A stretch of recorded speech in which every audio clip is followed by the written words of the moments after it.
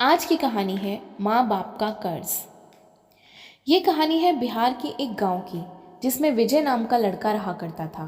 बचपन से ही पढ़ाई में होशियार विजय अपने मम्मी पापा की आखिरी उम्मीद था। विजय के दादा ने अपने समय में बहुत कर्ज ले लिया था, जिसको चुकाने में पापा की पूरी जिंदगी मजदूरी में निकल गई। उनके पास थोड़ी सी ज़मीन थी, जिससे उनका गुजारा हो रहा था। पापा की तबीयत मजदूरी करने से खराब रहती थी, पर पापा विजय को इस बात का एहसास नहीं होने देते थे। विजय को पढ़ाई में इतना होशियार देखकर उसके मम्मी पापा ने हर वे काम किया जिससे वह विजय को पढ़ा पाएं। विजय की कॉलेज की पढ़ाई खत्म हो गई थी और वह एक छोटी सी नौकरी करने लगा, जिससे उसका खर्चा निकल जाता और साथ में वह कलेक्टर बनने की तैयारी भी कर रहा था। विजय अपने वक्त का एक मिनट भी फालतू नहीं गुजारता था।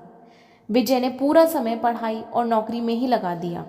विजय के पापा को यह पता था कि वह कलेक्टर बनना चाहता है, इसलिए घर की हालत बहुत ज़्यादा खराब होने पर भी उन्होंने विजय के से कभी इस बात का जिक्र नहीं किया और ना ही उसको अच्छी नौकरी करने के लिए कहा।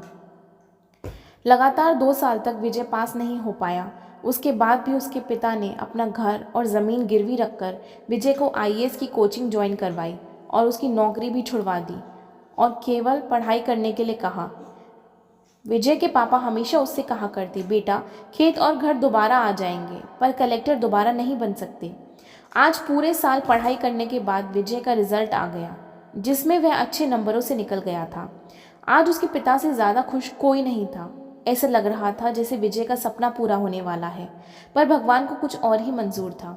विजय का कल इंटरव्यू था और सुबह से उसके पापा की तबीयत खराब थी। विजय के पापा उसकी माँ से बार बार कह रहे थे कि विजय को मत बताना, और उस दिन देर रात उनकी मौत हो गई। अब एक माँ जिसकी गोद में उसका पति गुजर गया और वह अपने दर्द को भुलाकर अपने बेटे की ज़िंदगी के बारे में सोच रही थी। माँ ने पड़ोसियों तक को इस बात का एहसास नहीं होने दिया कि उसका पति अब नहीं रहा। पूरी रात ऐसे रोई कि आवाज़ भी ना निकले। और सुबह विजय का जब इंटरव्यू देने जाने लगा, जब माँ और पापा के आशीर्वाद के लिए उसने माँ को कॉल किया, माँ ने पूरी हिम्मत लगा दी कि अपना सच छुपाने के लिए और विजय को आशीर्वाद दे दिया। और जब विजय ने पापा से बात करने को कहा तो माँ बोली, पापा अब तुमसे बात नहीं करेंगे, वह कलेक्टर से बात करेंगे। इतनी बात करके माँ ने फ़ोन रख दिया।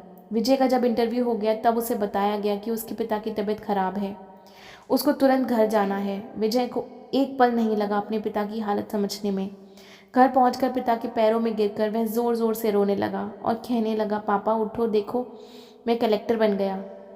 आज उसके पिता को वह खुशी मिली थी जिसका उनको वर्षों से इंतज़ार था, पर आज वह इस दुनिया में नहीं थे। भगवान विजय के पिता की ज़िंदगी में सुख लिखना ही भूल गए थे। पहले वे अपने पिता के कर्ज में ज़िंदगी भर मजदूरी करते रहे और फिर बेटे के सपनों में फिर घर और ज़मीन गिरवी रखनी पड़ी। वह ज़िंदगी में कर्ज लेकर आए और कर्ज लेकर चले गए।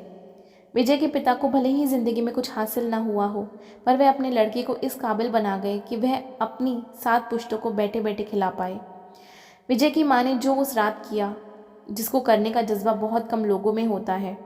जब विजय कलेक्टर बनकर घर आया तब माँ ने विजय से कहा, बेटा तुम आज इतने बड़े बन गए हो कि हज़ारों गरीबों का भला कर सकते हो।